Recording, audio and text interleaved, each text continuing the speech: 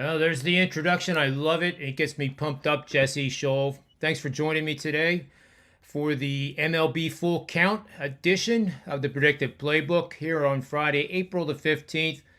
We're a little bit more than a week old in the Major League Baseball season, and surprisingly, the Chicago Cubs and the Colorado Rockies are leading their division, but I don't think that's going to hold up much more than another week. But they do play each other tonight, which is an intriguing game to say the least. But we're going to talk about some other games here. The first one is one of your favorite teams, Jesse, and I want everybody to know that this is one of his favorite teams. And you'll find out why here shortly. Is the Los Angeles Angels, the Anaheim Angels, whatever town they're from now. They are taking on the Texas Rangers tonight in a game that is sure to be filled with hype. And the hype comes from Mike Trout, who's from my neck of the woods. He actually played his age group baseball for a program called the Tri-State Arsenal that I know about pretty well, and it was quite the club. It really was. They had four teams in every single age group that would beat the daylights out of anybody they faced. But anyway, welcome to the show, Jesse. How are things over at Sports Memo going for you these days? A pretty good start to the baseball season for me, so I'm pretty happy about the way things are going. Great, great. I'm still shockingly, I've been doing this 27 years, and this is one of the best NBA runs I can remember. Probably going back to the 2002 season, believe it or not. So 6-0 in the five percenters in the NBA, 73%. I'm sorry, 73% with totals, 68% over the last 51 NBA releases. So I'm in one of those modes where if I try to pick a loser, it would win. And I hope that stays, and I hope the betting guys continue to love me this weekend because I have a lot of big plays coming out, including a five percenter that'll be coming out this weekend. But this is a baseball show, so let's talk about these Los Angeles Angels that you adore. They're road favorites, Jesse, of minus 120. They have Reed Detmers, a lefty, on the hill. The Angels are 3-4 in the season. They're 2-5 on the run line, 3-4, obviously the last 10. Texas here is get plus 100. They're getting 51% of the bets. Matt Bush, righty, is on the mound for them. They're supposed to be better this year, Jesse, but at 2-4, they're not out to the start they wanted. So let me hear what you think about the Angels first, and then if you have any leans or bets on this game. Well, I took a look at this game, and this is the kind of game that would glance at the starting pitchers and say, hard pass. You got a 36-year-old relief pitcher going for Texas, which would indicate to me he's only going to pitch an inning or two. And Detmer's on the other side for the Angels. He's probably not good enough to go more than 2, 3 innings. Yeah, I mean, anything can happen when you're looking at a pitching matchup like that. But generally, the Angels as a favorite is a stay away for me or bet against. I'm just not a big fan of the hype around Shohei Ohtani and Mike Trout, for that matter. Both great players. Ton of respect for both of those guys. It's not that I would say that they're overrated. It's just that their stellar play doesn't translate into wins for the Angels. The Angels are still a pretty bad team, and I think they're overrated. They're often you see them as a big favorite when it's not warranted, and a lot of that has to do with the hype of a guy like Otani who can pitch, who can hit, and favorite to win the MVP, which I think is another mistake. I think his chances of repeating as MVP this year are slim to none. I don't think it's sustainable for a guy to pitch, try to win 20 games as a pitcher and lead the league in home runs. I mean, he's had injury problems throughout his career. The Angels as a club have injury problems, and for him and Trout to stay healthy for an entire year, it's just not going to happen. And the Angels likely will miss the playoffs again. And any chance you can get to bet against them as a road favorite is a golden opportunity, in my opinion. Yeah, and I definitely agree with you on the overvalue. They're at least a dime to as much as a quarter. What I mean by that is 10 basis points, 25 basis points. So if they're minus 110, Actually, Texas should be minus 110 or minus 115. Um, and that's what you're going to see. And you're right. For them, for both of those to get through the season unscathed and not visiting the injured list would be remarkable. And neither one of us want to see anybody get hurt. But baseball is a marathon of 162 games, and even bumps and bruises become you get hit in the leg with a ball. It doesn't go away. Like, you don't rub dirt on it and it goes away. It stays with you for sometimes weeks. And then if you get hit there again in the same spot, because having been a baseball player, Jesse, that's what usually happens. The ball knows where you've been hit before, and it'll hit right on it again. You're absolutely right. I don't see that happen. I don't see the MVP back-to-back years either. But he is one hell of a player, and Trout arguably probably is an MVP candidate if he stays healthy. Big if. Yeah, capital I, capital F. But the Angels are 28-40 against the money line when they're a favorite of minus 100 to minus 150 in games played the last 3 seasons. The Angels are 51-51, but losing 24 units per unit bet as a favorite of minus 110 or higher over the last 3 seasons. And that speaks volumes to what you were alluding to with them being overvalued.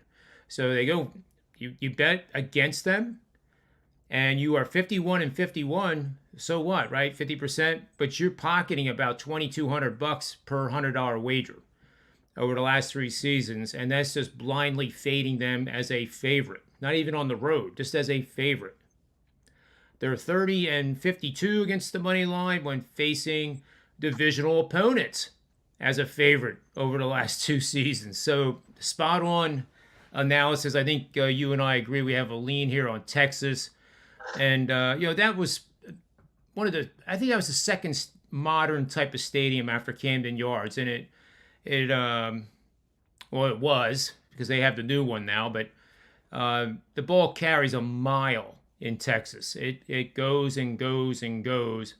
And, don't be surprised if, I could see Ohtani and Trout hitting home runs and losing. That's what I could see, no doubt. But let's move on to the next game, Jesse. There's certainly other games to talk about here, and this one is intriguing to me. It's the Chicago Cubs going against the Colorado Rockies. Marcus Stroman against Herman Marquez, righty against righty. Both teams are 4-2 in the young season. Both teams are in the lead or tied for the lead in their respective divisions. I just love saying that because it's so ridiculous that is happening. And with all due respect to the players, the franchise, and everything else, they themselves know that making the playoffs would be nothing short of miraculous. And if they do, hey, that's great. But I don't think they're going to be 40-20 by extension of their 4-2 records, Jesse. I just don't see that. But I'll start things off here because Marcus Stroman is a guy that I like quite a bit. And I do have some notes on him that I'm just going to pull up real fast here. So with Marcus Stroman, he has given up 1 earned run when facing the Colorado Rockies in his last 3 starts. He's given up 4 earned runs over his last 4 starts, which that's his whole entire career against Colorado. Last April 18th, he went 8 innings, allowed 1 earned run, 3 hits, I believe it was 8 Ks, no walks, and that was at Coors Field. I mean, that's just unheard of. Why this line is the way it is at basically Pick'em, I have no clue, because Stroman has had such great success against the Rockies, including pitching in Coors. I'll just turn it over to you. I like the Cubs in this matchup quite a bit. Well, I'm not going to disagree with you, but I'm not going to agree with you either. As a guy that watches a lot of Blue Jays games, I'm quite familiar with Marcus Stroman, and when he's on his game, he's as good as anybody. However, he has some problems with controlling himself, not just control as a pitcher, but control over his emotions. He gets too emotional. He gets rattled easily. anything that goes wrong, an error, a problem with a teammate can set him off. He's inconsistent. He doesn't have that consistency that I'd like to see. So that's really all the negative I have to say about him. I mean, he's a great pitcher, and that's the downside to him. And as far as Marquez goes, there's just not that many pitchers that have good numbers at Coors Field. Most guys prefer to avoid Coors Field. Marquez is one guy that does well at Coors Field. Last year, 8-3, 3.67 ERA, and 18 starts, and that holds throughout his career. That's not a one-off for him. And the Rockies, they got rid of most of the talent in their lineup. They're missing the big name hitters that they used to have. Charlie Blackmon's not really hitting the ball anymore. The only positive I have to say about their lineup is coming out of nowhere, it seems, is DH Connor Joe hitting 333 with a couple home runs and three RBIs. He looks like he might pick up some of this. And with Marquez going at a good price at home, I would put my lean towards the home team with the Rockies there. Do you put any value in or concern with the fact that Marquez has a 7.54 ERA against the Cubs? No, because it's only 3 starts, but it did get my attention. I will say that most of that was at Wrigley. Too. I believe I did have a look at that, and I think a lot of those starts were at Wrigley. So, as I said, he's a guy that actually likes pitching at Coors. Yeah, and Wrigley arguably can be worse when the wind's blowing out and you're playing in the afternoon. We all know that. Yeah, you're right with the lineup with the Rockies. They have one batter that so far, Ryan McMahon's the second baseman. He's the only one that's averaging 92.5 exit velocity, but only 20% of the balls he bats are hard hit by definition. Whereas the Cubs have Wilson Contreras, whose average exit velocity now is 100.1. Now that will come down, folks. And I don't think I've ever seen anybody go a whole season at 100 or higher. I think the highest I've seen is like 96.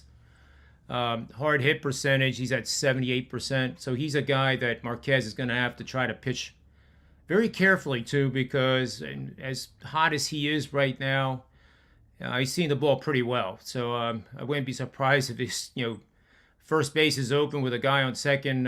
Just go ahead and issue the walk on him, even though it's early in the year. But I still kind of go back to Stroman, but we'll have best bet segment coming on in a little bit. And let's see, our last game here is the Reds and the Dodgers. Now, this is a really intriguing game because I talked to a few of our buddies today, Jesse, and they kind of universally like the Reds. And I kind of do too. I don't know if I have enough data from my databases to make it a premium bet for my clients, but at plus 210, Gonsolin is a good pitcher. He's probably better than what he is because he's on the Dodgers offensive lineup and benefits from that. But what do you see in this game? Do you like the Reds perhaps? I think it might be a stretch to say that I like the Reds, but what I don't like is I don't like the Dodgers as over a 2-1 favorite, and that leaves me with Reds. So I would lean towards a play on the run line. That's just the style. If I'm going to take a dog, there's so many one-run games in baseball these days. I would sort of lean towards the run line. I mean, I looked at Gutierrez, 6-2 with a 3.80 ERA and 12 starts on the road last year. He didn't face the Dodgers, so the Dodgers have never got a look at him.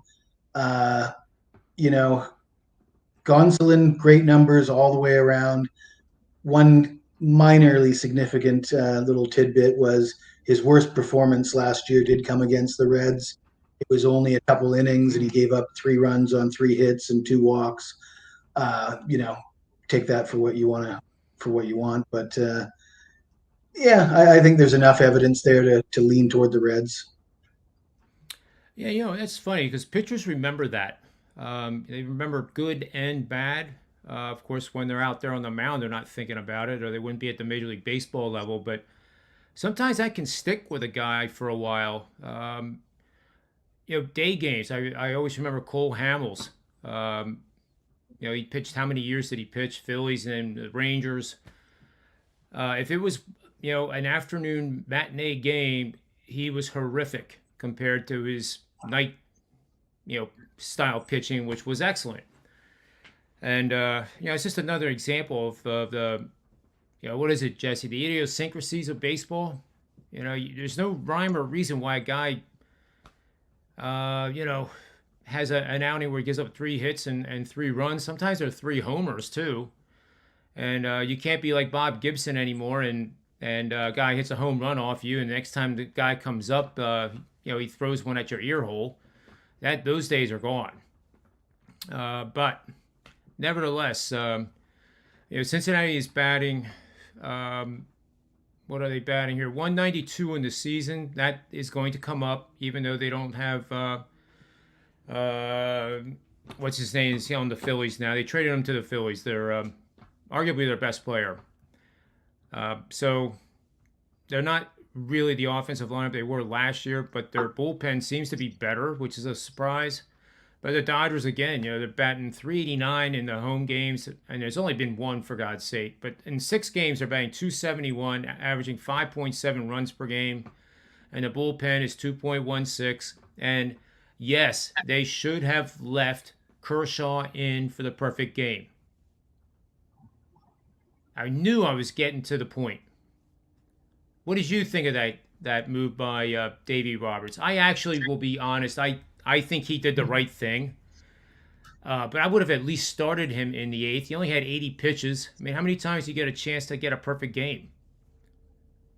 I guess my point of view there is when you say he did the right thing, I mean, okay, whatever. I mean, the book says, sure, but Kershaw is not a young man. It's not like we're looking True. forward to the next decade of Kershaw and the Dodgers, and they, their hopes and dreams this season are all resting on Kershaw winning 20 games. He's a guy that they kind of expect to get injured this year. I mean, that's the expectation. The expectation is Kershaw is going to go out there. He's going to give you a few innings. He's probably somewhere along the lines going to get hurt anyways. Yep. And that being the case, the fact that he's on the tail end of his career and he's got a chance to throw a perfect game, and you're going to take that away from him for what? Because is it really for the protection of the team? Because I'm not really buying that, and I was surprised that Kershaw didn't fight it. And I guess what I said on Twitter was Kershaw will go into his next start one pitch away from a season-ending elbow injury, and stopping him at 80 pitches didn't change that one way or the other. Yeah, and I do agree with that. Yep. If he would have, I guess what they could have been thinking is if an average inning is like 14 pitches at the Major League Baseball level, so that's 28. That puts him at 108. You can see it in the stats for just about every single Major League Baseball pitcher that they hit the 100 mark, and the batting average allowed just starts going up through the roof, and that's called fatigue. And a lot of guys, it starts going up after the 75th pitch, but not with Kershaw. He is, just the Well, I Hall got of a Famer that question he's for going to you. be. What was that? I got a question for you. Are all pitches equal? So they usually set Uh, the I 100 agree. pitch mark, and you want to take a guy out after 100 pitches. But is it the same 100 pitches under duress the entire game with runners on base and this and that, or if you're cruising, if you're at 80 pitches and you're cruising and you haven't been stressed at all, no base runners, aren't those pitches you know less less wear and tear than pitches under duress? There's no question. No question. And there's a big difference between let's say, a batter pitcher battle where the count, is 2-2 and the guy keeps fouling off pitches with nobody on base. But you're absolutely right. The highest stressful situation in baseball is first and third with less than 2 outs. And that's the highest stress on a pitcher. And it's not bases loaded. It's first and third, 1 out or no outs. And you're right. Those, pitching out of the stretch is different than pitching out of the windup. A lot of guys in the modern day, even in the 16, 17, 18U teams I coach, Jesse, where are you going to be more accurate? Out of the stretch or with the windup? And are you really at that age going to throw harder out of the windup than you do out of the stretch? The answer is no. But if you pitch out of the stretch, everything is one motion to the plate. You wind up, you tend to move your head around, and wherever your head goes is where the ball is going to go. So, pitching out of the stretch is a totally different animal as well. And you got to check runners. There's a whole lot of things going on once a guy gets on base, especially a guy that's on second that's dancing around out there. You don't know if he's picking off signs, and you're right. And it's harder on the arm, it's harder on the muscle, it's harder on the tendons, it's harder on everything. Those long innings with runners on base. And here's a trivia question for you, Jesse. Then we'll go to our best bets. What is the greatest rally killer? I statistically proved this. Well, the easy answer is the double play. It's called the 3-run homer. Believe it or not. Okay. The 3-run homer clears the bases, and after that, it's amazing how the inning ends then. It's not every time, obviously, but you hit a 3-run homer with 1 out, the next 2 guys get out. 2 outs, the next guy pops up. It's crazy. And that's one of those things about baseball that there's no rhyme or reason to explain that. But statistically, that's it. So I would love to hear an announcer someday, the reliever comes in, right, with 2 runners on and 1 out. And instead of saying, boy, I hope they roll a double play right now, and say, yep, they need a 3-run homer here and the inning's over.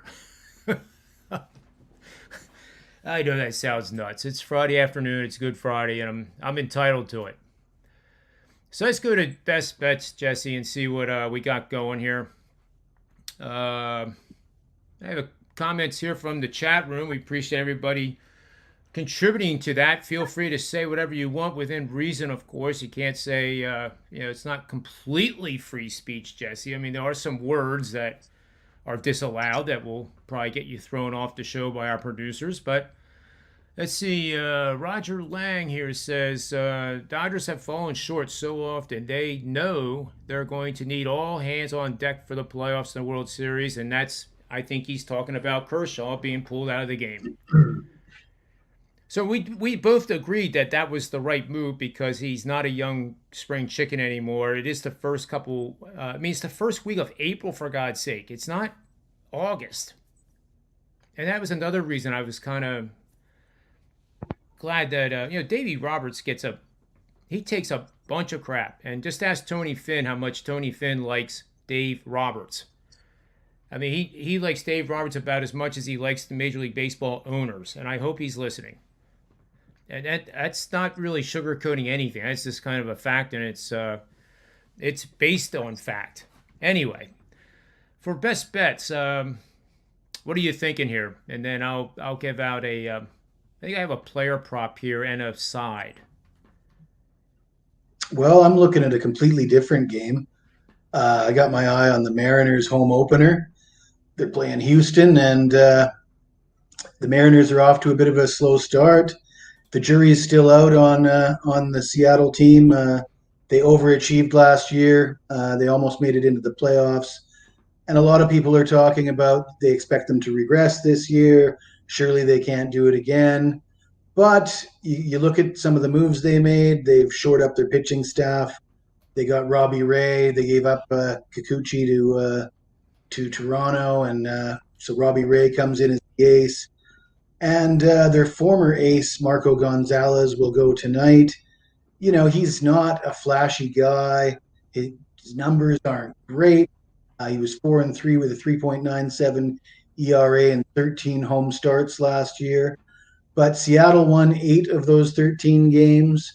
And if you go back to 2020, Seattle is 12-5 in 17 home starts when Gonzalez pitches.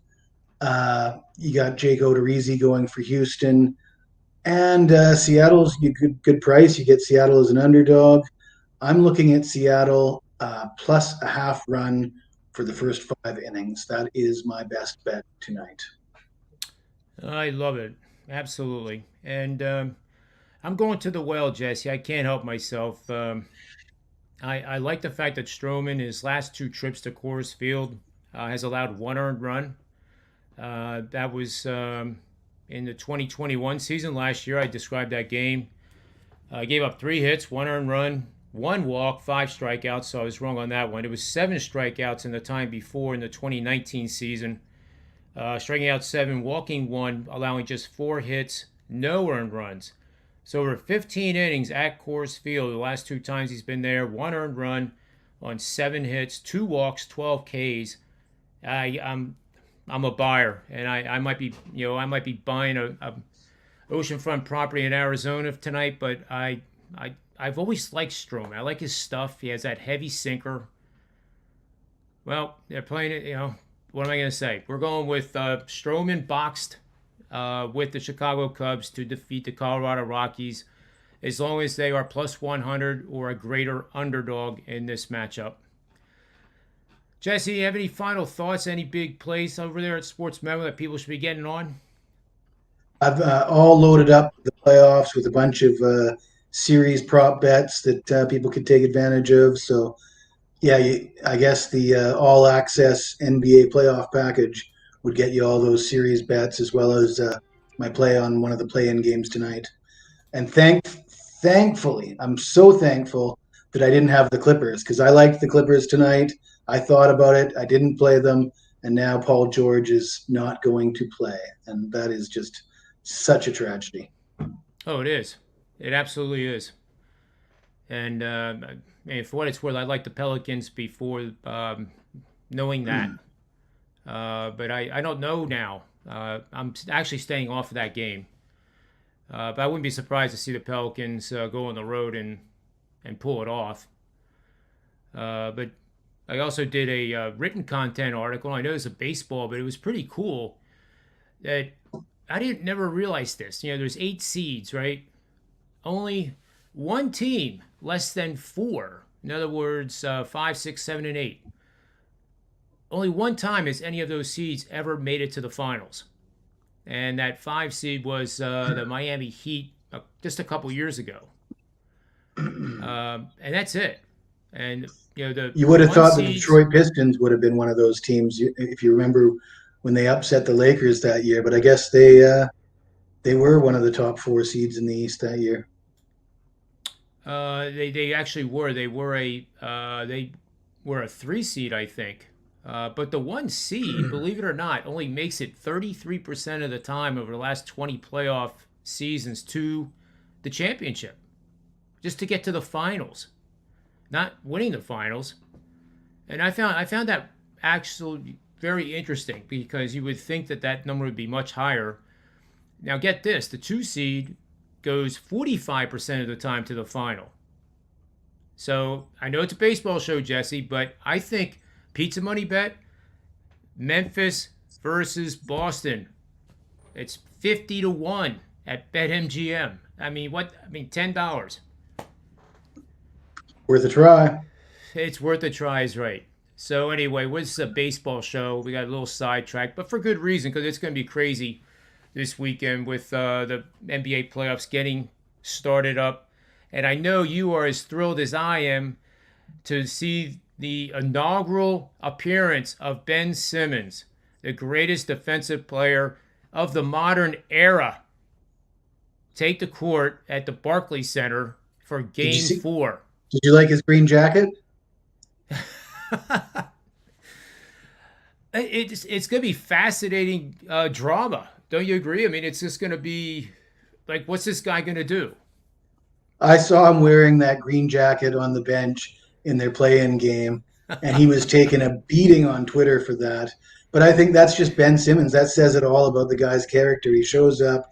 He's in Brooklyn. Everybody's wearing black and white. He's the one guy in the building not wearing black and white. He's wearing a green jacket. He wants to be an individual.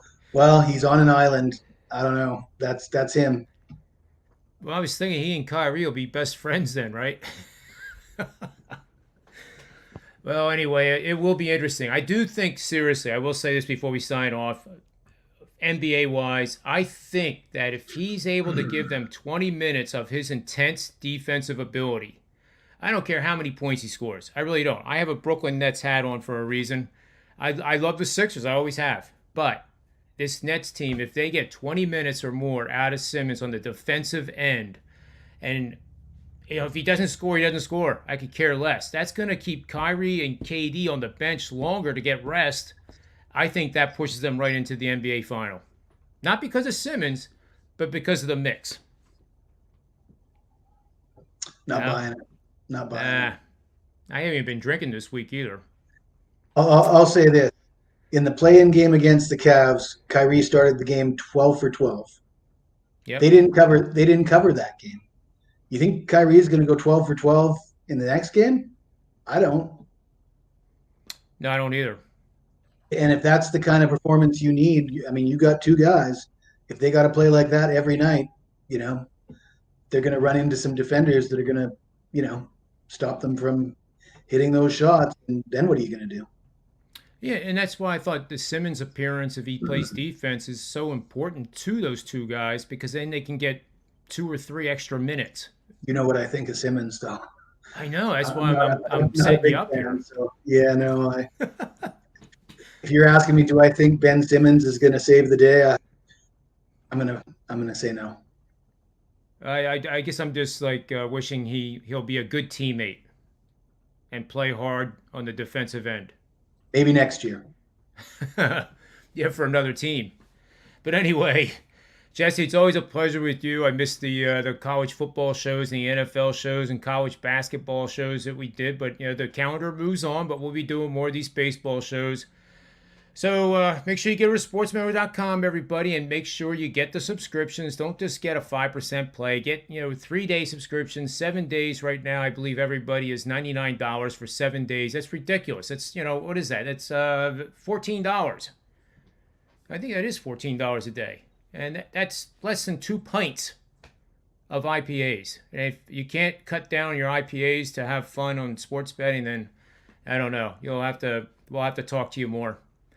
But we'll be back on Monday with another edition of the Full Count Major League Baseball show for Sports Memo TV. And until then, remember 2 things always: bet with your head, never